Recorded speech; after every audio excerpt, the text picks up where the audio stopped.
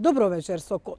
Сложен систем од заеми преку кои биле креирани фиктивно должничко-доверителски односи. Ова стои во пријавата на МВР против директорот Комерцијална банка од секторот кредитирање, кој не работи повеќе таму. Во пријавата се вели дека тој создал мрежа од повеќе од 30 фирми кои создавале долгови и позајмици и за тоа уништиле неколку стопанственици.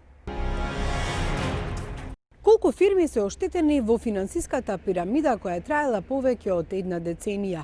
Парите се протнати преку банкарските кредити, сите не се видливи, туку тоа го покажува само истрагата на Министерството за внатрешни работи, затоа што се работи за лажни трансакции. Кои се луѓето кои се офајдиле од овие пари? Звучни се и имињата на сопствениците и управителите и фирмите. Инженеринг, градежништво и изградба. Ова се дејностите на фирмата Кубус, основана 1992 година. Се занимава со високоградба, а во Скопје може да се видат неколку стамбени згради, каде е ставен нивниот потпис. До пред неколку години нејзиниот сопственик Златко Тодоров немал намера да се занимава со ништо друго освен градежништво, но се заплеткал во финансиската мрежа, која го натерала од архитект да стане правник и економист, па преку својот случај да влезе во финансискиот лавиринт, создаден, како што вели, од банката и банкарот, во кој 2 децении имал потполна доверба, искористен од мокни фирми, кои директно или индиректно финансиски го злоупотребиле.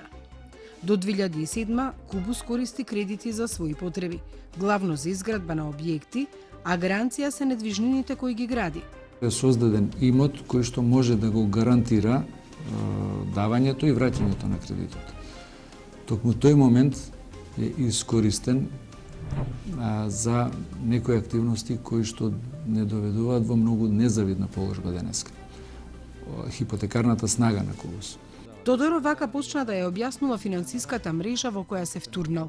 На лист хартија го нацрта сложениот процес, во кој, како што вели, по сугестија на директорот за кредитирање во Комерцијална банка, земел кредити за да дава позајмици на фирми кои воопшто не ги познавал, за подоцна истите да му бидат враќани од трети фирми. Некои од фирмите кои што работат во секторот каде што работел директорот на Комерцијална банка Твртковиќ, по негово кажување биле максимално кредитно изложени. Значи го исполниле својот кредитен лимит. Замолил дали може на тие да се помогне. Сега станувате одеднаш од правење мали куќи, идете понатака, правите згради и одеднаш доаѓате во позиција во една канцеларија на директор на една сериозна банка да можете да одговорите на тоа што ве замоли. И ние тоа сме го направиле. Меѓутоа, после тоа излегло дека таа фирма кај што сме помогнале не може да врати, меѓутоа многу блиска на таа фирма може да ни помогне. Како што ќе помогне, вие станувате должен на таа фирма која што помогнала за да се врати ратата од првата фирма. Па сме зеле кредит за да можеме да вратиме на таа. И тука настанува заглавувањето. Тој останувал должен и на фирмите кои му ги давале позајмиците и на банката, каде не можел да ги враќа кредитите затоа што позајмиците кон Кубус не биле враќани од конкретната фирма или биле вратени само дел. Целта, вели тој, им било да им се помогне на фирми кои имаат лош кредитен рейтинг, па не можат директно да земат кредит или пак се во други долгови, а за сето тоа како залог бил оставан неговиот недвижен имот под хипотека. Позајмицата што ни се дава, оваа фирма ја враќа на оваа фирма. Оваа фирма ја враќа на оваа фирма, значи овде се таложат средства кои што ние ги зимаме, ако се повторно 10 денара овој да ни врати или овде 10, одеднаш. Овој има можност, бидејќи ке него се влеале парите, има можност да ни ги врати средствата и во зависност од намерата која што имале дури и повише да ни дадат.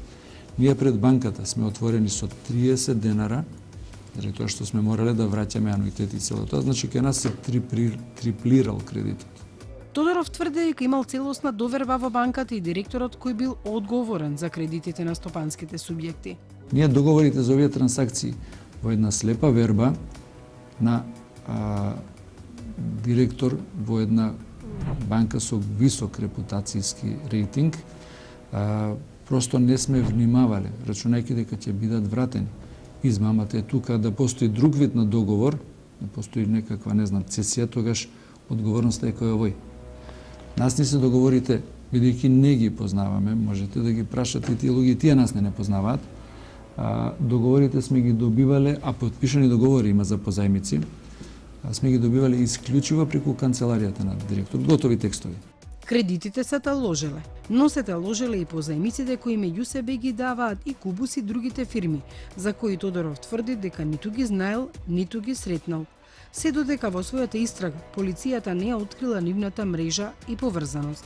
За нивната поврзаност нити можете да видите од редовното работење на било која фирма, нити имаме овластување понатака да видиме. МВР после поднесувањето на кривичната пријава, значи оделението за спречување на тој организиран и сериозен криминал, во согласност со посебните мерки кои што они можат да ги спроведат, нели тие посебни истражни мерки, сите работи како што видат, они ги поврзуваат во пријавата, ги посочуваат, ги поврзуваат, значи роднински, управувачки и капитално. Во 2011 година Тодоров поднесува кривична пријава против управителите или лицата поврзани со фирмите, со кои тој влегол во должничко-доверителски односи. МВР го превзема случајот и води истрага. Во 2012 Оделението за финансиски криминал покренува кривична пријава против Саша Твртковиќ, директор на секторот за кредитирање на Комерцијална банка, поради, како што стои во пријавата, измама, злоупотреба на службена положба и овластување, перење пари и други приноси од казниво дело. Пријавата е срочена на 119 страници. Го обработува периодот од 2004 до 2011 година. Во неа стои дека наведениот директор извршил повеќе кривични дела, при тоа употребувајќи и контролирајќи ги капитално, управувачки и роднински поврзаните правни лица и ги набројува фирмите. Кои се фирмите? Фирмите се воглавном тие кои што сега ги повторуваме и ќе испадне дегутантно, меѓутоа се Фершпет, Макошпет, Технометал, од помалите фирми кои што се кредитно неспособни, па морале да преку нас, банката да врши прикриено кредитирање, се Гост, Кика, Естела, има домати кои што сега е во стечај, има исхрана која што сега иде во ликвидација. Бидејќи ние со тие фирми немаме отворени поради овие зимања и враќање, немаме должничко-доверителни односи никакви отворени. 60% од фирмите што се во оваа низа се сега пред ликвидација или пред стечај. Така Тодоров дава пример каде овие фирми се инволвирани во финансиските трансакции во кои заглавила неговата фирма Кубус. Тука има некаков си Макошпет, кој што префрли средства на нас за ние во истиот момент, во истиот ден, да ги префрлиме на Токол, Лотарија, Фершбет, Кика, Кија Моторс. Од извештајот понатака што е од разни агенции и управи кои што се вклучени во истрагата на МВР, се дознава дека овие користеле да вратат кредит, а средствата на Макошпет му се од Комерцијална банка од кредит. Сега вистинското прашање тука е дали е ова паралелен финансиски систем? Значи, зашто не се овие директно префрлени на фирмите, односно зашто не постои друг договор? Полицијата направила мапа на сите фирми и лица поврзани со нив роднински или преку управување, сопственичко учество, членување во управен или надзорен одбор. А како се меѓу себе поврзани, рековте, роднински, управувачки? Па, или е еден на некој, не знам, роднини се, просто. Во било која крвна врска што се направени. Како се управувачки? Па, собственикот на едната фирма е управител во другата фирма. Од таа фирма вие во некоја трета фирма. Значи, имињата се повторуваат. А како се финансиски, па едната фирма е собственост со одреден удел во втората фирма. Таа фирма е собственик во третата фирма. Значи, они се сите направена една шема. Во кривичната пријава сите тие се наброени со име и презиме, а со стрелки се поврзани имињата во зависност од тоа кој, на каков начин и преку која фирма е поврзан. Тоа се истите имиња кои во својата кривична пријава ги посочил Златко Тодоров дека нанеле штета на Кубус. Кираца Трајковска, Коста Моцан, Коста Младеновски, Коста Митровски, Унибанка. Други не знам, со овие што ги спомнав, многу малце сум се видел. Други лица кои што се домати, исхрана, кои што се опфатени со оваа токо, Гост. лотарија, кутис, гост, кика. Многу малце сме се видели. Јас не знам да ги повторам имињата од тие луѓе.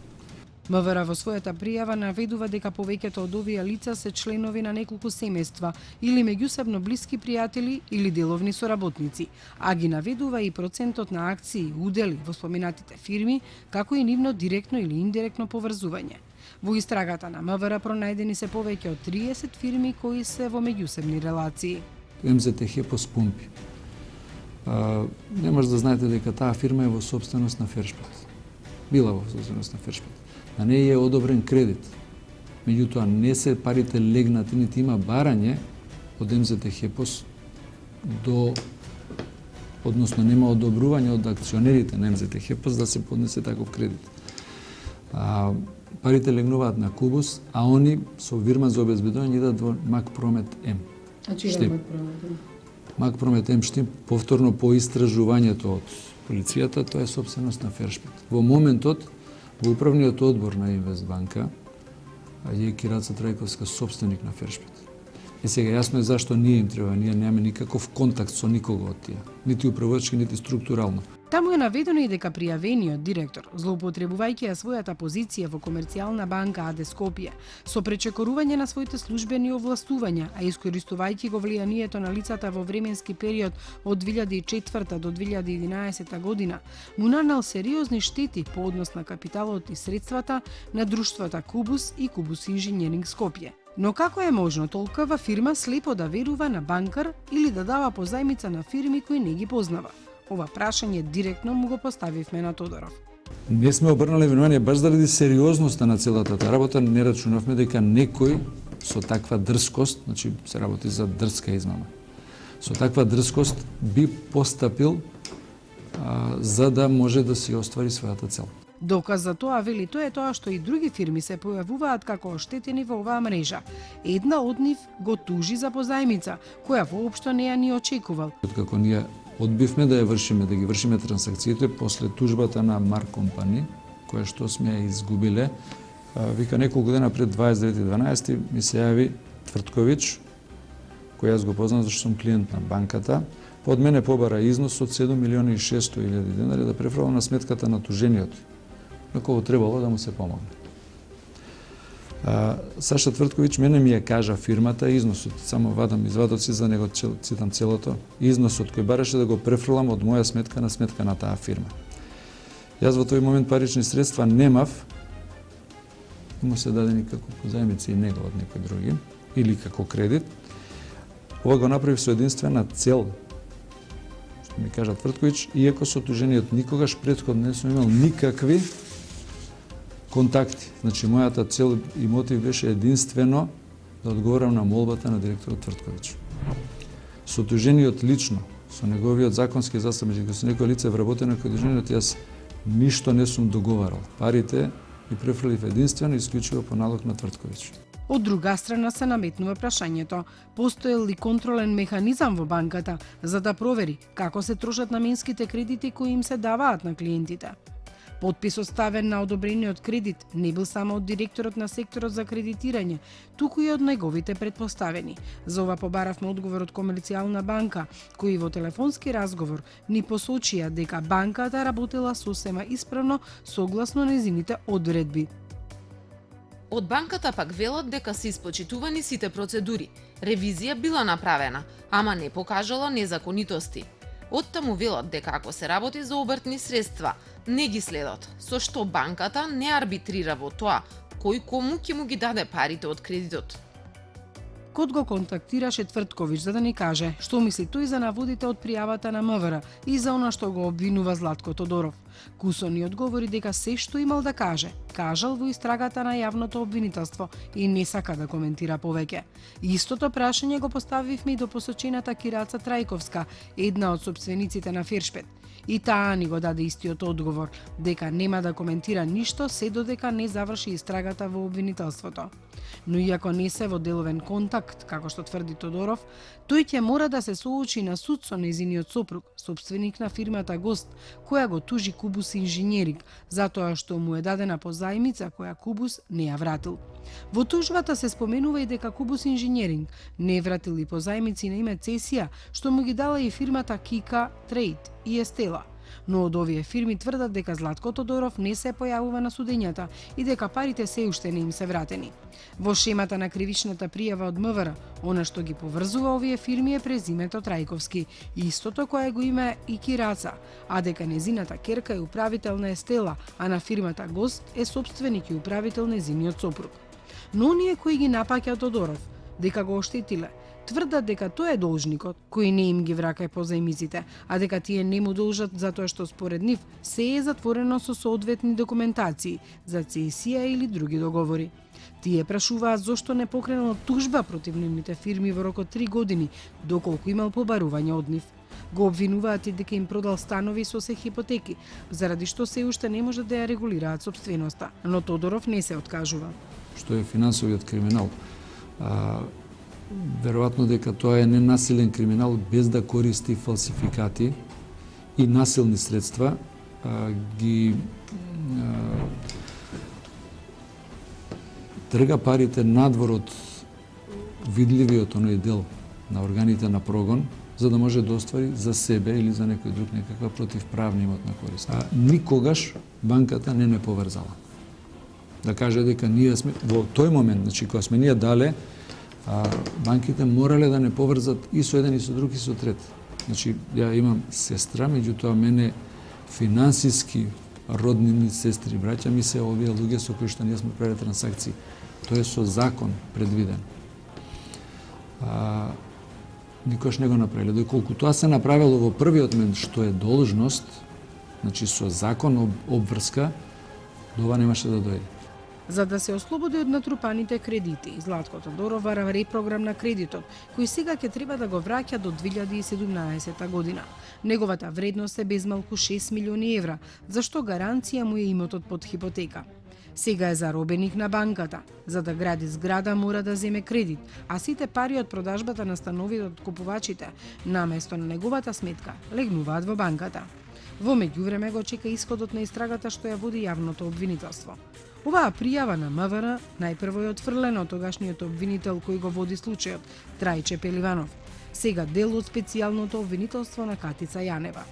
Но таа негова одлука е отфрла вишето обвинителство, откако се жалеле Кубус и Кубус инженеринг. Според упатствата на повисокото обвинителство, основното треба да изврши вештачење, кое е сега во тек. Предметот е во рацето на друг обвинител и допрва се чека исходот од оваа истрага. Ке поднесе ли обвинение против банкарот или и други лица наведени во кривичната пријава на МВР.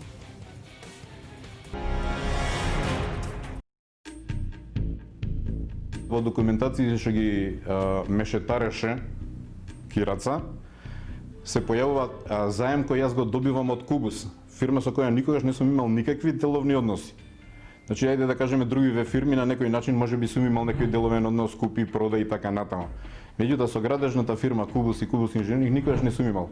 Вака собственикот на фирмата Еурека инженеринг раскажува како се запознал со собственикот на Кубус, Златко Тодоров. Ги поврзала мрежата на кредити. Пари од сметката на Кубус биле префрлени на неговата фирма. Тие пари веднаш биле проследувани на друго место. И кога прашавте зошто тие пари ги добивате? Јас секогаш прашував што се случува, меѓутоа беше дека она не смее да се експонира, дека фирмата во која работи не смее да се експонира и дека на овој начин ние помагаме на стопанството на трети фирми во Македонија за да не изгубат право на собственост, за да не изгубат нели во профитот и се до тоа. Значи за добрите намери стоеле лоши луѓе. Но не од секогаш мислел дека Трајковска е лош човек. Деценија па и повеќе пиеле кафе, се дружеле и приватно и професионално. Довербата меѓу нив била голема. Токму тоа било и причина како што раскажува да прифати предлог од неа, да се вклучи во бизнис со нова технологија. Ме замоли да во нејзино име водам фирма која ќе се бави со некои технолошки пласмани на пазарот на Македонија Мене технологијата која тогаш беше пропагирана ми се еден мощни интересни, се сложив да ја водам фирмата, затоа што она како тогаш директор во Фершпет не сакаше да се експонира во јавноста дека има своја приватна фирма која се занимава и со нешто друго. Но за ова биле потребни 250.000 евра. Кредит подигнала Еурека инженеринг. Подпис ставил собственикот, заложил речиси се што имал. Кираца организира да се подигне кредит во комерцијална банка, кај што мојата фирма ќе се појави како кредитобарател. Сите документи беа подготвени од Саша Твртковиќ, тогашен директор во комерцијална банка за кредитирање на стопанство. Сите бизнис планови и сето тоа што следува нели за подигање на кредит беа изработени од страна на комерцијална банка, односно за мене НН лица. Парите што беа подигнати за тој кредит изнесуваат 250.000 евра, беа 24 сата на мојата сметка и потоа се префрлени на сметката на една од фирмите на Кираца Трајковска, Кика Трейд. Една година е периодот за бизнисот да тргне, пошто парите ќе се враќаат на банката, но работата се одолговлекувала. И втората година немало работа, ама немало ни пари. Бев уште еднаш испратен во комерцијална банка, наводно да подпишам ново репрограмирање на кредитот и без да ги читам документите кои ми беа понудени, ги подпишав и ставив печат од фирмата, за да наредниот ден утврдам дека сум подигнал уште еден кредит во висина од 400.000 евра, кои исто така беа моментално префрлени на нејзината сметка, со објаснување дека тие само ќе бидат вратени во рок од 6 месеци.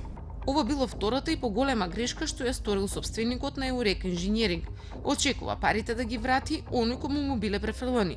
Оти на банката во моментов се уште и должи тоа околу 200.000 евра. Она е должна да ми ги врати тие пари, ако не друго по основ нели на, како да кажам, надолгување некој си кој е направено. А што вели таа пред 2 години што рекла на сето? Па секогаш кога разговаравме дека сето тоа ќе се среди, дека треба време, треба да се почека, дека она зима кредити, дека ја продава својата болница, односно болницата која ја поседува нејзината ќерка, дека го продаваат имотот во Белград која го поседува неговата ќерка од 600 милиони евра, дека го продава станот во Белград од 250.000 евра, кој исто така не знам со кои пари е купен. За Трајковска пак сите обвинувања се неточни. Не сака да ги коментира, но вели дека нема никаква врска со кредитот на Еурека. Собственикот пак веќе ги доставил документите и изводите од фирмата до финансиската полиција и очекува таа да покрене тужба против Трајковска. Бара банката да му овозможи форензички истражувања со кои ќе докаже дека никогаш не ги ни допрел договорите за кредит. Јас сум доведен во заблуда и во првиот случај, затоа што јас не сум подпишал кредит за да јас ги враќам парите, туку да парите влезат за некои обратни средства кои потоа ќе се вратат нели во банката како кредит. А во вториот случај дефинитивно тврдам дека се работи за измама, не заблуда, се работи за измама. Единствена моја грешка е што документот кој ми бил даден во комерцијална банка не сум го прочитал и не сум видел дека се работи за нов кредит, а не репрограмирање на стариот кредит. Сепак очекува одговорности од банката. Ми дала кредит кој мене никогаш не ми бил потребен. Конечно, бидејќи банката ги дава парите наменски, зашто никогаш банката не ме прашала што се случило со парите кои се дадени наменски? Никогаш не провери банката. Никогаш не сум добил прашање, никогаш не сум добил писмо од банката што се случи со овие пари кои сте ги добиле наменски. За развој на бизнис, претпоставам дека било. За се што му се случувало се срами. Токму поради ова не сакаше да си го открие ниту идентитетот. Прво се чувствувам понижен, посрамотен, затоа што сум имал доверба и од доверба сум ги направил овие работи.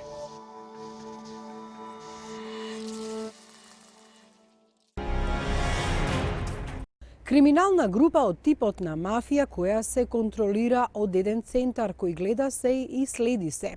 Вака експертите ја толкуваат финансиската шема што е направена, во која се уништени неколку македонски фирми. Но допрва обвинителството треба да каже дали само еден човек треба да биде опфатен со обвинението или повеќемина. Модус операнди или преведено од латински начин на работа. Терминот кој инспекторите што работеле на случајот Кубус често го употребуваат во кривичната пријава, оти токму преку начинот на работа на осумничените фирми се обиделе да ја разработат нивната шема за перење пари. За обичниот човек тешко разбирлив, ама во светот на истражителите означува криминал, најчесто поврзан со финансии, но и методи кои ги применуваат сторителите за да го сокријат. Должничко-доверителниот однос, кој што го воспоставиле друштвата Кубус и Кубус Инженеринг со секое поодделно друштво од Сдружените друштва, посочува дека е употребуван модус операнди на создавање на фиктивни, лажни должничко-доверителни односи, кои ќе придонесат до континуирано задолжување на оштетените друштвата Кубус и Кубус Инженеринг.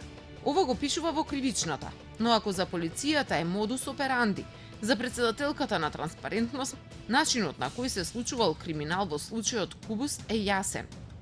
Јас ова го нареков после првото читање типичен мафијашки тип на организирана криминална група. Милионски суми пари, стотици трансакции, десетици фирми, неколку банки и еден оштетен. За се ова да се обработи требало долго време, ама е голем предизвик и за навладината, чија главна цел е искоренување на корупцијата. Во незините фиоки се нашол случајно, откако управителот на градежната компанија побарал помош. Ама следејќи ја трагата на парите, лесно било да се дојде до заклучок. Од сево она што го видовме, создадена е една мрежа или една структура организирана, која што ја координираат и ја раководат лица кои што меѓусебно се познаваат, но кои во себе вплетуваат или вклучуваат и други лица кои што и самите не знаат дека станале дел од оваа мрежа. И затоа не знаеме до каде се ова ќе одведе и колкав капацитет ќе има тоа да го наруши угледот на финансиската институција. Разгледувајќи ја и кривичната пријава од полицијата, Транспарентност дошло до два затворени кругови. Првиот, оној во банката, каде за затворени врати се договарале кредитите. Вториот, исто така затворен, но меѓу фамилиарните фирми, кои ја сочинувале мрежата. Во првиот тасева го отвора прашањето, кој дозволил да се случуваат 140 трансакции во период од 7 години, во фирми кои не се кредитоспособни, за наменски кредити кои прашање е дали се трошеле наменски. Затаиле сите механизми на контрола во банката, затаиле тие што управуваат во банката. Чекор понатаму, што правеле супервизорите од Народната банка? Сепак се тоа големи износи на кредити, и ако супервизијата редовно си ја вршеле својата работа, многу пати морале да забележат дека тука нешто се случува, дека има една таква шема или, ако ништо друго, дека на тоа едно исто лице му дале 140 пати кредит поголем од износите што ги бара и што уствари некој прави со тие средства. Филтрите кои ги мине едно физичко или правно лице на кое му треба кредит се јасни и прецизни. Правилата на игра не смее да ги прекрши никој. Работа на обвинителството ќе биде да открие дали вината треба да падне само на товар на еден човек, еден директор во банката, или ќе биде проширена. Во кривичното право не е исклучена одговорност кон правното лице. Банката сето тоа го помогнала и го поддржала, затоа што сите кредити се со подпис на директорите од банката. Значи, сепак тие луѓе не може да не знаеле што се случува.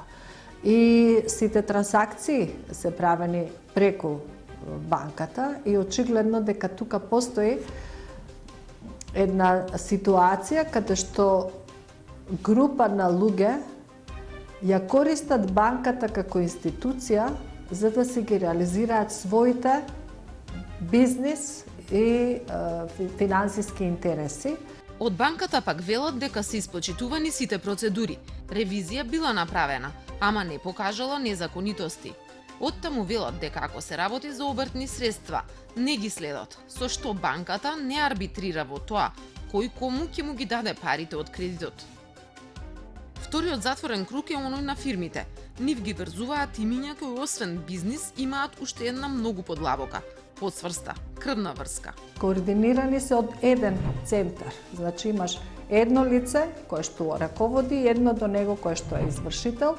Другите понадаму може и да не знаат едни за други, а оние кои што ја имаат крајната корист се меѓусебно поврзани и роднински, и капитално, и управувачки.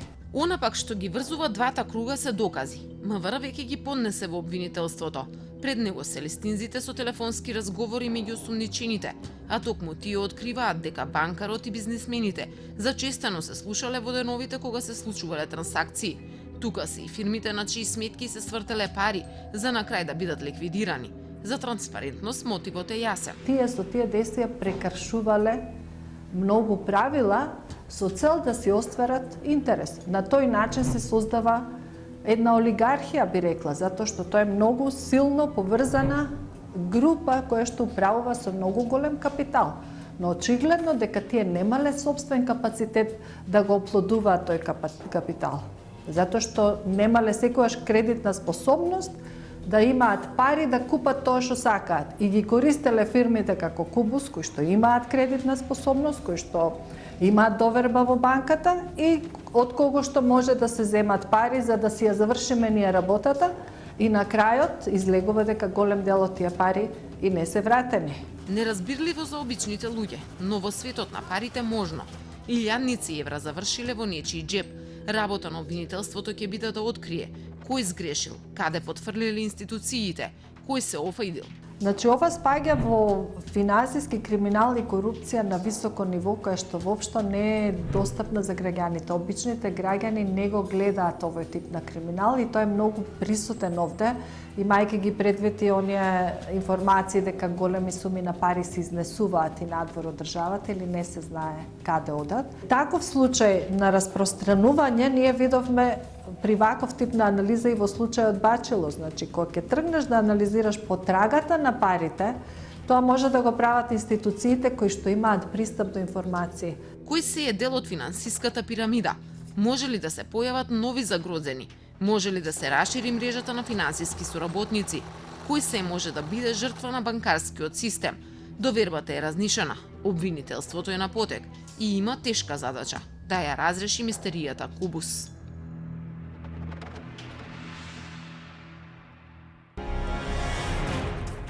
Измама, злоупотреба на службена должност, перење пари се содржат во пријавата на Министерството за внатрешни работи.